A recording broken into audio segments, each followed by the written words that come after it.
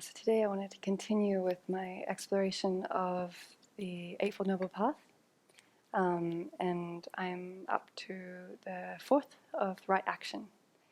And one of my interests in going through this is to really see how it applies to my life practically, day to day. And so looking at this, there's the three pairs that come under this, but it's kind of I want to engage in this in a bit of a different way. So the three pairs of right action and wrong action, or wrong action, right action, would be to, wrong action is taking life, taking what has not been given, and unwise and unkind sexual action. And then the right action would be to refrain from killing or harming, but also includes saving life and protecting life. And then refraining from taking what has not been given is also right action, but it also includes protecting others' property and generosity. And then refraining from unkind and unwise sexual contact is also right action, but it's also using your sexuality wisely and kindly, and also celibacy.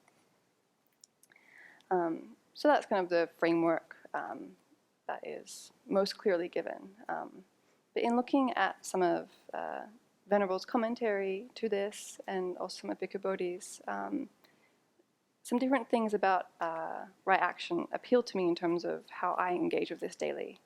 And so one is in terms of the idea of saving or protecting life. And so as part of the community care department, or whatever it is that we like to call it at the Abbey, one of my roles is to help facilitate the buddy system we have when people are sick. So everyone has a buddy that if they're not in the hall or they're sick, then we take care of each other. And when that person isn't available, then Venerable Jigme and I, we step in. So that is, I think, one, it's a practice of generosity, but it's also a practice of protecting life. And so for me, it was nice to consider, oh, this is a way that I can put right action into practice. But it was also interesting for me to look at how this practice, it can be such a good opportunity to look at my self-centered thought. Because when I'm in a good space and I feel like I have enough time, I have no qualms whatsoever about going to help someone, bringing them food, going out, leaving the hall to go check on them. But when I'm not feeling the best, or I've got a lot of things to do, then I can see this resistance that comes up, and it's, oh, I've got to do this and this, and then take someone food or go check on them, and yeah, my self-centered thought can come up quite strongly in this area. So it's just interesting to reflect back on that, about how, this practice, this role that I play here, it's a wonderful opportunity to practice ethics. But it's also a mirror for my self-centered thought, and shows back to me how much this, this tightness around my preference, my comfort, is a hindrance. And reflecting on this, it brought back to me, like, what's more important? Is it people, or is it my tasks? And yeah, in that space where I'm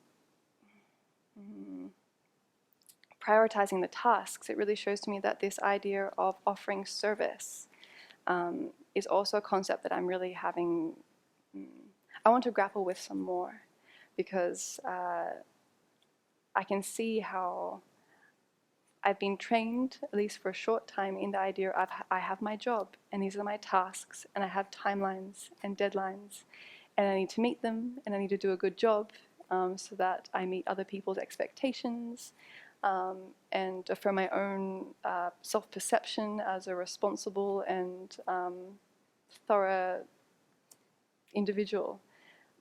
And that mind does not have the idea of bodhicitta or compassion, or, it's not there. And so even though we say this prayer of offering service every day, I can say it and then I leave and I go into task focus.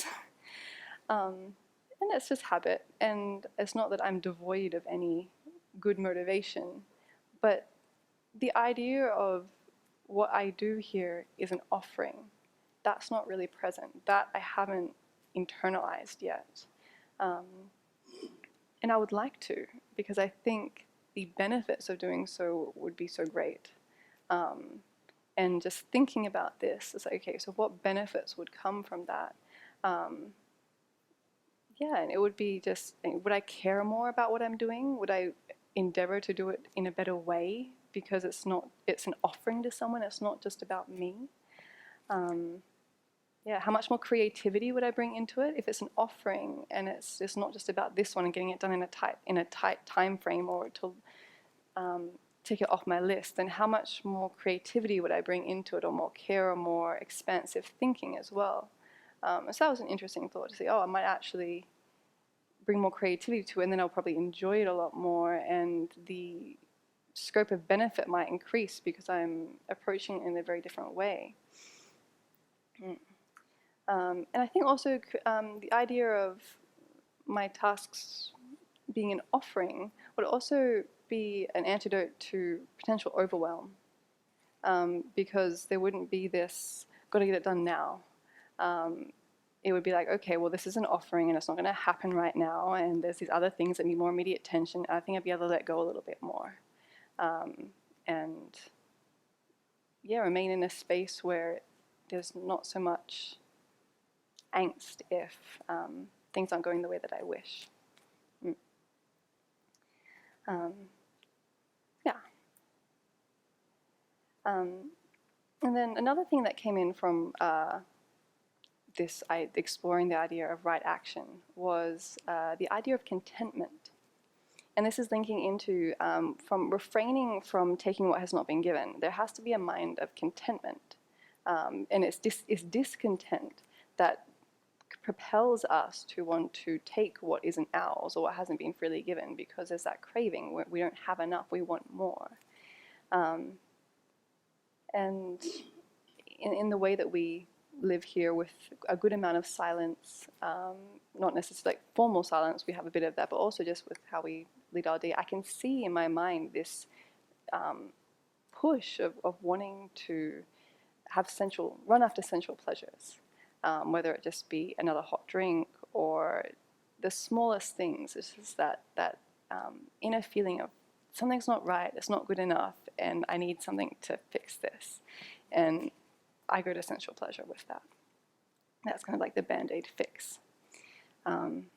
Yeah, and so looking at to engage with right action, working on contentment is a way to help with that.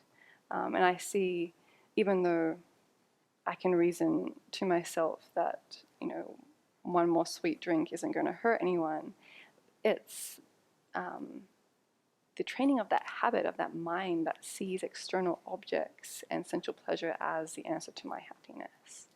And it's not. And it's a miserable mind, actually. When I think it is, I go there, I do it, and it's disappointment. Yeah. Or, yeah. And I found, some of Venerable's commentary to this quite helpful, in terms of where she compared the running after sensual pleasures as like happiness in a dream. That we wake up and the happiness that we've experienced in a dream is not there anymore. And all the sensual pleasures that we've experienced previously, they're not with us now. That happiness no longer exists. It's done, it's gone. What do we have to show for it? Not much. But the habit of seeking external happiness is strengthened every time we go there, which isn't so helpful and not leading us in a way that we want to go if we're trying to free ourselves from this craving.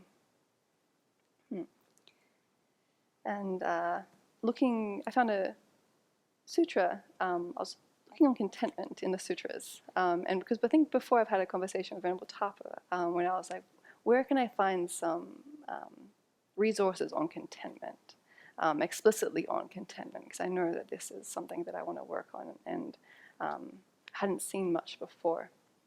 There's an Anuruddha Sutta in the an Anuruddha Sutra, and in here the Buddha explains the 8 thoughts of a great person, and one of them is the thought of being content and not being discontent. And he says, the Dharma is one for who is content, not for one who is discontent. Thus it was said. With reference to what was it said? There is the case where a monastic is content with any old robe at all, any old alms food, any old lodging, any old medicinal requisites for curing sickness at all.